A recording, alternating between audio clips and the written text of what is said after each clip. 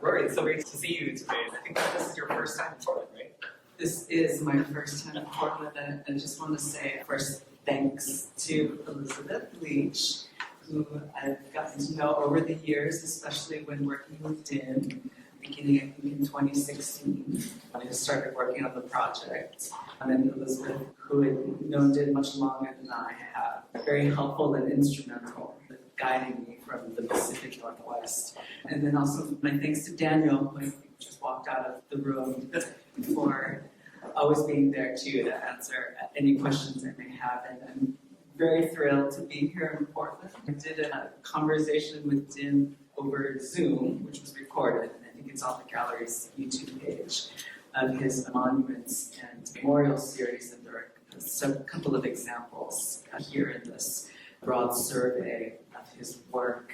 But it's also nice that Elizabeth mentioned in the introduction that Oregon, Banks, Oregon, is the place where Dinh arrived with part of his family as a refugee in 1979. They spent a year in a camp in Thailand, and fleeing their home in southern Vietnam was both horrifying and precarious. So he mentions, in a story that he told me, he mentioned that coming to Oregon and waking up, they came in the night.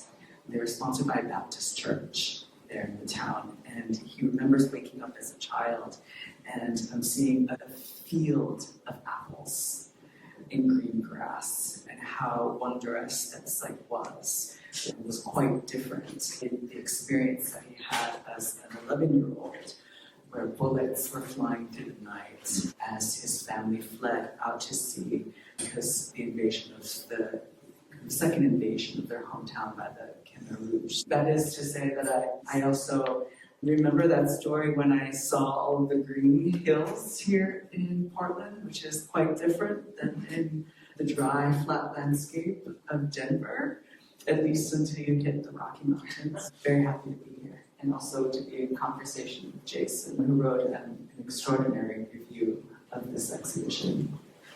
Thank you for that. Yeah, I feel like we have this really special opportunity and privilege to be amongst the work here and talk about the work and talk about Dinh as a person. And as Elizabeth mentioned, in 2018, you helped produce and curate this massive survey of this work called True Journey is Return at the San José Art Museum.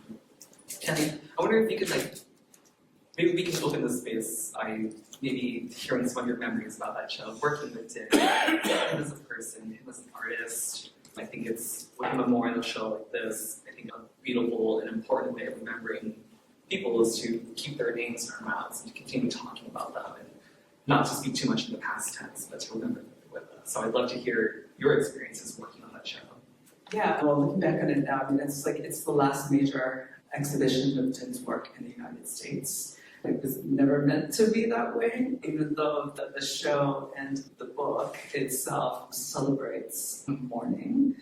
And I've always wanted to work with Dinh when I was a young green curator, especially in San Jose, which has the largest Vietnamese population in this country. And so I knew it would be meaningful. It would be a good thing for the museum to do, because the museum had not done much with that community. Maybe one show from the 90s, which came from the Smithsonian American Art Museum. And I also loved photography. I had studied its history and its theory in graduate school. And so I thought that this is an artist that brought all of my kind of interests together. But going through the show and working closely with the community, it was quickly realized that there was a lot of pain still being held within the Vietnamese diaspora. These were people that fled, right, after the fall of Saigon and shortly before that, because of the encroaching communist regime from the north, which still controls the country today. It's a forewarning for our own country of what authoritarianism might look like. Through long conversations with community members and with Dinh in particular, we developed a show that focused on primarily his video works. He wasn't really known as a video artist, but he had done several of them, and many in collaboration with the Propeller Group, which was at one point an art collective based in Vietnam, comprised of mostly Vietnamese Americans that had gone back to Vietnam as adults. They're no longer together as, those artists are no longer together as a collective. But these video works would present a constellation of narratives and voices from different perspectives. The perspective of artists who were working as part of North Vietnam and the communist regime to depict images of war, and so Dinh had interviewed these elder artists. And then there were stories of an artist from northern Vietnam who defected to the south. And then stories of present-day Vietnamese who never fled, and using the tools that they had at their disposal to create and to make under certain circumstances. And then there were stories of Vietnamese Americans, those who fled and never returned to Vietnam. And then, of course, Dinh's own story of fleeing and then returning. So we got this kind of full circle moment, and that no one voice was privileged. You could also hear Vietnamese being spoken, and you can also see the writing of the Vietnamese script, which you never see in the space of a white cube. So I think that was also incredibly important to hear the kind of sonic reverberations of language that move through the gallery spaces. And then we had this series called Tapestry, which was done in 2006, and it was very rarely seen body of work of abstractions of flowers. And there are some flowers in one work in particular that came after that Tapestry series. And these flowers were taken, their images were taken by Dinh, both in the flower markets in Saigon, but also on the streets as well. And flowers in Vietnamese culture have different meanings related to celebration, also to death and memorial, and the act of grieving takes place on the street. And so you see these wreaths, floral arrangements, as part of one's daily life. And it was a chance to also invite those who are not Vietnamese to find their own kinds of pathways in Dinh's work, because we each have our own relationship to a particular kind of flower, right? Maybe it's my grandmother's favorite blossom, or a flower that grows in a mother's garden, for instance. And so that for me was Dinh's most generous work, plunging the viewer directly into a field of instruction to think about notions of the kind of human condition that govern our existence. Yeah, I think what's really beautifully apparent in what you're talking about right now, and what reflects in the exhibition that you worked on, and even what we see here in the gallery right now, is that Dinh had this wide foundation, this wide breadth of approach in terms of method and material, but also in concept and idea and even emotion and affect. And I think that's what brings me back to Dinh's work a lot. And I think looking at the works that are here and looking at the book that you had worked on, when you look at the work, there's some pretty immediately apparent themes that come across. You think about the diasporic experience. You think about this kind of questionable truth of history and storytelling and the role that visual culture plays in understanding positionality. But I think there's a lot of really great, deeper underpinnings too that maybe we can bring to the surface. It's really exciting to hear that you also think that you study photography pretty extensively and theory, and I think one of my favorite things about photo-weavings is that it plays with this both literal and metaphorical fragility of the photograph and this haziness of memory. And I don't know if any of those things are latching on to you that you want to rip off of. Dinh wasn't really a photographer, right? Like in the traditional sense, right? He wasn't making grand images like Richard Misrach, for instance, or even kind of portraits of the artists that kind of come to mind that are working in the medium of photography with a camera, right? We did source a lot of his images from the then nascent internet of the late 90s. And early 2000s. There are some works in here, works from the series Signs and Signals from the Periphery, but they are done in a kind of more snapshot photography approach. And there are reasons for that, for doing that, because these are images of activities that are happening in very kind of public ways, but covertly as well. I can speak more about that later. So that's the thing that really attracted me to him, is right. He's like using the image as an object and weaving more objects, right? He's making a tapestry from photographic paper, just so happened to have a printed image on it. He's also burning some of the edges, and some of them, you see the burning of the edges, so there's that tactility. So it moves the work from image, something that's not physical, to something that's of the material world. And I think embedded within that is also a maternal world as well, because the story is well known that he learned how to weave by observing his aunt when he was 3 years old. His aunt wove mats in Vietnam. And of course, this is not how one would weave a mat in the traditional sense. So he took those teachings and then developed his own style as a way to create abstraction, to give abstraction physical form, and not just through painterly means or by manipulating any kind of chemicals in the development process of the photographic image.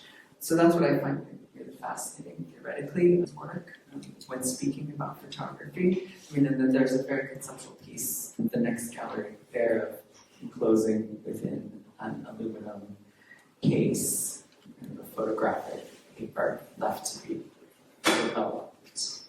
So thinking about how images move through space and time and like the potential for something to appear is also interesting to think about for me.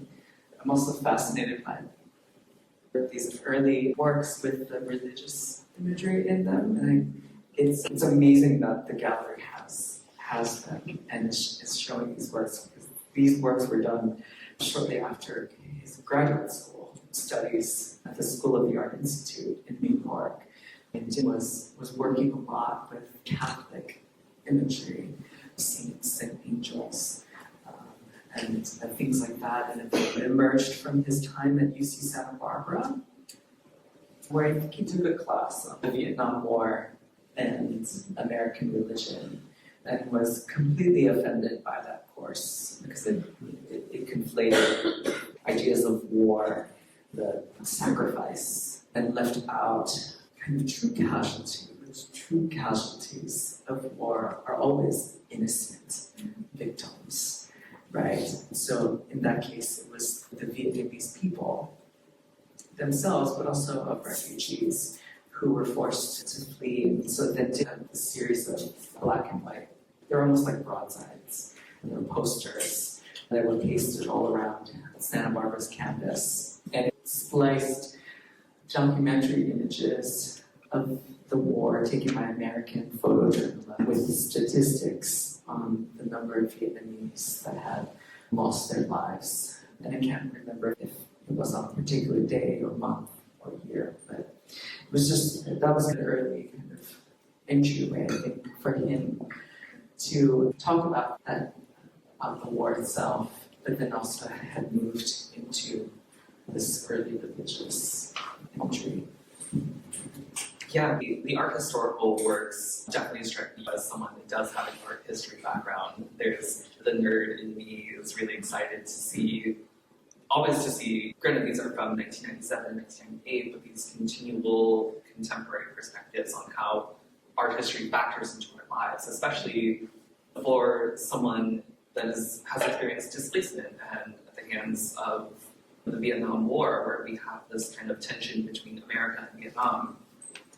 And I think, going back to what you were saying a little earlier, I think there's a potency in a lot of his works that I am always continually attracted to that pushes the photograph beyond itself. We're looking at images, we're looking at icons, and not so much as visual recreations of real life, but as signifiers or as semiotic things that really show a very pinpointed perspective on how we understand things and the influences. Like, for example, I think I was talking to my mom about this bike in the corner, and it's such an interesting piece because the first thing she said when I showed her the photo, she was like, "Oh, I didn't recognize the flag for a second."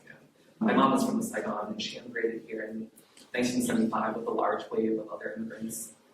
And I had that innate feeling in me as well that I was like, oh, there's something different about this piece, because I was raised understanding the Vietnamese flag as the older one, the yellow with the red stripes, and she had pointed out, I was like, oh, that's exactly what it is. And then it launched us into this very interesting conversation about referring to the capital as Saigon or as Ho Chi Minh City, and I don't know, I'm just thinking a lot about these signifiers that it seems Dinh is interrogating, continually interrogating, without perhaps any solution, but just pointing out that it sits in this tense space.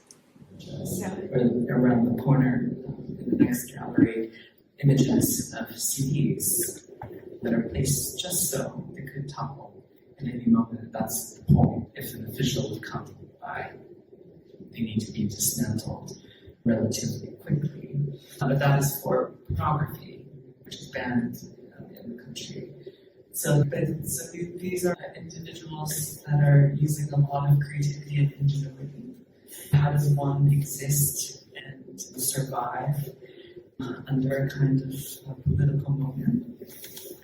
And Dinh as well celebrating that, right? Celebrating that, and then also critiquing the government at the same time. That at any moment things could, like that bike, fall apart. It's not like a slick bike that you bought at your local bike shop here in Portland or in Denver that costs thousands of dollars. This is really a lot of stickers on it. You bought it at a second, third-hand shop. These objects are incredibly fascinating. Yeah, I absolutely agree. I think it's a really, like you said, critical, but I think it's a very poignant profile of what contemporary life is. And I think, in my mind, circling back to one of the tensions of art history is that when it presents a certain perspective of a culture or of a society, it directs the narrative, right? And it blocks the point of view for a lot of people that don't have the opportunity to experience it for themselves. And so in this thinking, I want to throw maybe a broader question out there for maybe both of us to think together that I think Dinh is pointing to in some of his work is a lot of his work is critical of the Vietnam War and its ripple effects and the politics of it. And I think it's obviously important to always talk about these things, to hold our histories, because without it, it's this question of can we move forward without knowing what happened in the past. But Edge of the Sword is, does it begin to define our identities? And I always find myself thinking, how do, not just these artists, but Southeast Asian artists or any artists coming from more consumed areas, how do we talk about ourselves and our art and our identities with war, but not just of war? Born in the 60s, and then was old enough when he left and to leave the country with his mother and younger siblings. His memory was a small memory. It's no matter the individual. He wasn't a baby when he left, right? So there are still those attachments, those memories of what it was like to grow up in his hometown, which is at the southern edge of the country near the Cambodian border. He talks about the kind of blue azure waters that he used to play in on school days, even though his father was the headmaster at the school. But, and then having to then deal with coming to a new country and how to reconcile that. And so I think it's a generational thing, because the memory was his memory and not a kind of re-memory, post-memory that was passed a generation, right? From one generation left to another. And so I think for those artists, and there are several Vietnamese American artists, part of Dinh's generation who moved back in the late 90s and early 2000s, all of their work is dealing with that kind of loss and trauma in a certain way, but also trying to convert that loss into something that's generative. And then now for artists that were born in the 90s, in the mid-90s, their perspectives are quite different. They're dealing with an identity that was formed elsewhere, right? And also in relationship to perhaps their parents' experiences that have been passed on. I will say that I do know that before Jim was ready to move on from the war, I think before he passed, he was developing a new body of work that would finally relieve himself of the task of dealing with the past and to looking towards a more kind of future. But there are some works that he's had already been making and had made that are looking to that. The floral tapestries that I mentioned, for instance. Flowers are about the blossoming, right, of life, regeneration. Comes springtime, you can look out the window to see that. And other works as well. Anyway, I'm curious to know what your thoughts are, particularly as there is a cultural connection, perhaps not directly, but with Tim's work and some of the issues that he's dealing with. Yeah, I think what you're saying about kind of embrace or struggle to address the war is absolutely generational to I was born here, and so I never directly experienced the war, but I experienced its ripple effects in my body and in my upbringing in so many ways. And I think when I look at Tim's work, when I think about it, I think there's this touch on maybe the in-betweenness, this liminality, the hybridity that is maybe not at the forefront of the explicit of this work, but I think that shows this kind of wide-ranging resonance that happens to where I understand it in a lot of ways, to where, I may not have been directly displaced by the war in the way that my parents have, but at the same time, the tension that my sister and I always talked about growing up was, well, we never feel American enough to fit into these. I have never been back to Vietnam, and I've always said that I was unsure for so long because I never felt Vietnamese enough. Like growing up, we go to these restaurants, and the aunties would speak to me, and I would just sit there and have no clue what they were saying, and they would judge me for not understanding that. Why don't you know your language? Because I had to learn English, and I had to assimilate the best that I could, because that's what my parents wanted, thinking about the future, thinking about survival in a lot of ways. And so, I think a lot of what we're talking about here is this question of legacy, and how do we move forward, how do we create spaces and things to allow things to move forward. And it makes me think a lot about the organization that Dinh was working with in Vietnam, San Art. I don't know if you want to talk about it. So it was his way to train, to also to provide a space for young artists to experiment and to show their work to others. Right? Sometimes work could be shown publicly, and sometimes works would have to be shown privately, like a one-night only event due to certain restrictions against freedoms of speech and whatnot. Dinh also never showed his work in Vietnam. It wouldn't have been possible for him to do. Certainly the government was aware of him, and I think over the years had used him to their benefit in terms of he was arguably the most recognized international artist to come from Vietnam, right? So it's now kind of soft power, as all art is used by governments to portray certain nationalistic identities. So there was a give and take within that as well. But song art remains incredibly important for artists who continue to live and work in Vietnam. It is a non-profit art space. It rely on donations for support to do the work. Yeah, continuing to think about this interesting thought of legacy and what happens after us.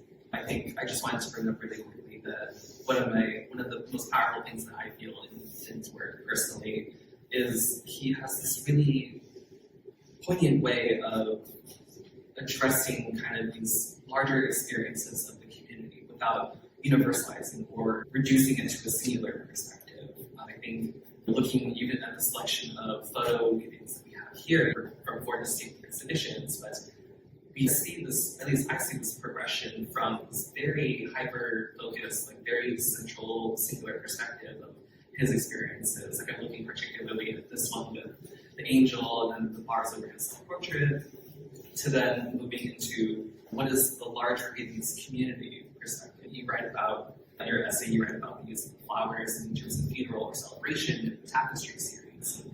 I think what I was feeling, as I was mentioning before, is that I resonate with it because it speaks to a collective experience without saying, this is the definitive. It's such a beautiful, broad, expansive thing. Yeah, that's like the true beauty of Dinh's work, right? Is that it is about a collective body. And it is about an empathetic viewer. Like he's doing work with the Cambodia works that he was doing. It was always about how to create connections across geography to those that were imprisoned in Toulon's S-21, that horrific Khmer Rouge prison of torture. And so it's also kind of merging these two different histories in another country that is not his own. But there's how does one create that relationship? How does one move beyond just the self to think about other selves? And I think that's really has been the project of Dinh's practice, is to never center he the artist or the maker in the work, but to always center those that are pictured in the work and those who are viewing the works themselves. Yeah, I think that ethos makes itself really apparent, even just beyond his art. In the process of working on that essay, the article that I wrote, and speaking to so many people, like yourself included, Elizabeth, about their relationships with Din, is that the memories are so rich and they're so warm, and it shows that he has a wide reach and that he wants to bring people with him, or he wants to help push them forward. I think there's just a really beautiful testimony in that. He's very much missed for many of us who knew him, but many of those who have experienced and been able to witness his work. Both here at the gallery, over eight or 9 shows here in Portland, but also elsewhere throughout this country and the world. Absolutely. I think as we begin to start wrapping up for the sake of time, I was wondering if there were any final things that you wanted to bring up that we haven't. I know we had a lot of, which was really beautiful, very thrilling to talk to you about this. But if there's just any last things that we haven't had a chance to mention yet. I will mention this, that I've spoken to like 2 of his memorials since his passing, one in LA and one in New York. And I said this publicly, and I'll say it again, is that Din was very important for curators and artists that look like me, like you, because there are not many artists of his caliber that were working internationally, in which those of similar or adjacent backgrounds like his could find and seek as a mentor and as a guide. And so for a lot of us who worked with him, who have been so lucky to be in his orbit, it is a huge loss. Din was an incredibly generous person, never dismissed my naive questions either about his practice or his country of birth. As a curator, as a young artist, you need those people in your lives consistently. But lucky enough, we still also have his work. To find within it the right way forward. Absolutely. Thank you so much. This has been such a pleasure, and thank you to the gallery and Elizabeth for hosting us today. I just want to say one of the things I think about Dinh's work is opposites. So he's always, when he was at Santa Barbara, he was, I forget the name of the movie, but the Russian roulette, he would have people come to him. Deer Hunter, thank you. And so people would play that game with him. So he would spend hours in the library looking at Renaissance art. So the first show we did was weaving images of the Buddha and Christ on the cross. The Cambodian work, we have a really important early piece, the victims, he's honoring them, but he's trying to figure out why, what was it in human nature? So interweaving the victims with the image of the Buddha, and then the last body work, the images from the palace wall, which are all Western, interwoven with the victim. So it seems he's always looking at what was the American view of the Vietnam War, what was the real view of the, and it is actually the 100th anniversary of the end of the American Vietnam War. So the opposites, we need, I don't know if you can talk to that, but. It's interesting you say what's like the American view versus what's the real view, and because I think it depends on who's the writer of history, as always. That determines our understanding of certain events that have happened. Sometimes there's a lot of misremembering that had taken place, and that's just true for everyone. One can never recall that happened clearly in the mind, whether the next day or the next year. And so, particularly with the works that these now signature pieces, this body of work, one behind me, of weaving documentary photographs taken by American photojournalists in Vietnam with Hollywood film stills of now classic movies of the war, Apocalypse Now, for instance, all of those war films from the 70s and 80s in them. Making these, Dinh had recalled that he remembers seeing bombs dropped on the hills above his hometown by the US during the war. And that seeing Apocalypse Now, that scene of the bombs dropping reminded him of that experience. In actuality, there were no bombs dropped on the hills above his hometown during the war. And so this is an instance of a kind of misremembering or using an image of popular culture that had been circulating, right, and navigating through time, in which the encounter of that moment was experienced at different points in one's life, and then conflating that with a misremembering of the war itself. But I think that's also the point of the practice as well. Always trying, that's why the works seem to be at the edge of visibility and invisibility. Some images come to the fore, others move to the background, and then it can only be resolved in the mind. Also, in some of the works, they're at the moment of unraveling as well. Right? So it's the form in which the work takes aligns its intent to its content. It's trying to pursue. That's fascinating. And I have to say, the pieces that are at the Portland Art Museum that Riscather bought early on, our second show, were a lot tougher. He did show the horrors of war. So it's interesting how the work evolved over the years. So in terms of audience, I do think he wanted to honor the victims of the Khmer Rouge and do the monuments and memorials, but it was more subtle as he got older. But anyway, it's nice to have this tribute. So thank you for coming, Rory. Thank you, Jason. And thank you, everybody. Welcome to Linger. Enjoy the show.